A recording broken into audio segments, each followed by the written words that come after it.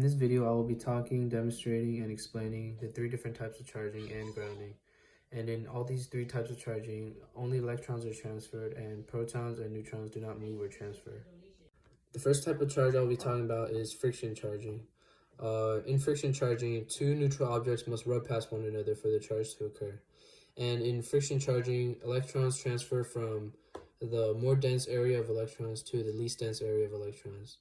And as a result, two objects with opposite charges occur, and attraction will occur between the two items.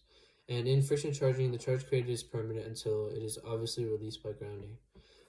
For my demonstration, I'll be using my hair and this balloon. When I rub the balloon against my hair, electrons will transfer to the balloon, and the balloon will become negative. And as the electrons leave my hair will become positive. And when I rub them, my hair will attract to the balloon.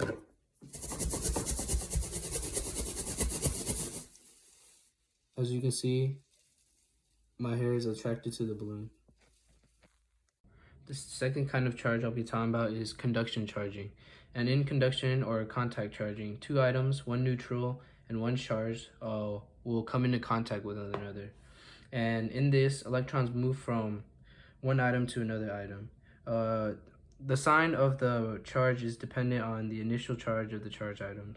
And in contact charging, the two items will end up with the same charge, and that means they will end up opposing one another, so they will end up repelling. For my demonstration, I'll be using this electroscope, homemade, and I'll be using a negatively charged balloon that I will negatively charge it by rubbing it against my hair. And as it comes into contact with the neutral tinfoil ball, the electrons in the tinfoil ball will repel against the electrons in the negatively charged balloon, and they will go through the wire and into the two aluminum tin flaps inside the bottle. And because both of them will become negatively charged, they will repel one another.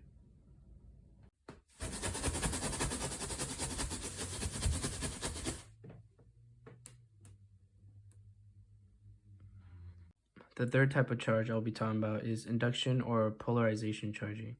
In induction charging, two objects, one neutral and one charged objects, will come close to one another, but they will not touch. And as they come close to one another, they will be attracted to one another. So that means they will have opposite charges. And this is because the electrons in the neutral objects shift or polarize as the charged object comes closer, which means they will attract. And induction charging is temporary charge most of the time. I will be using a negatively charged balloon in the demonstration and this aluminum tinfoil ball, and they will attract as they come closer without touching.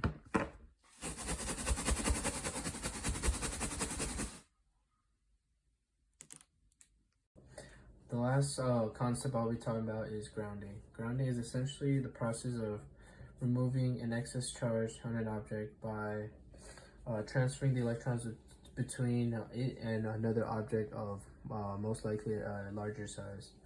When a large object is grounded, the excess charge is balanced by the transfer of electrons between the charged object and another type of ground.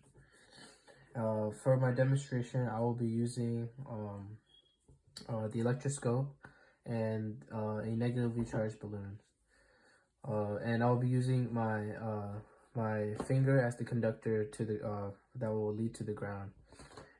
The negatively charged balloon will act as a rod or an object that will come near the electroscope, and the electrons inside the electroscope on the aluminum will repel against the negatively charged balloon, and I will use my fingers or hand as the conductor that will lead to the ground.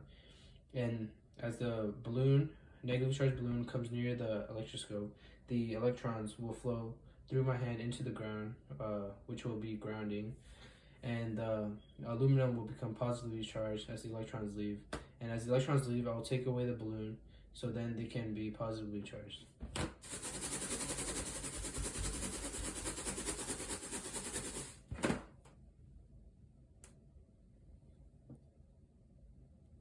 This is known as grounding.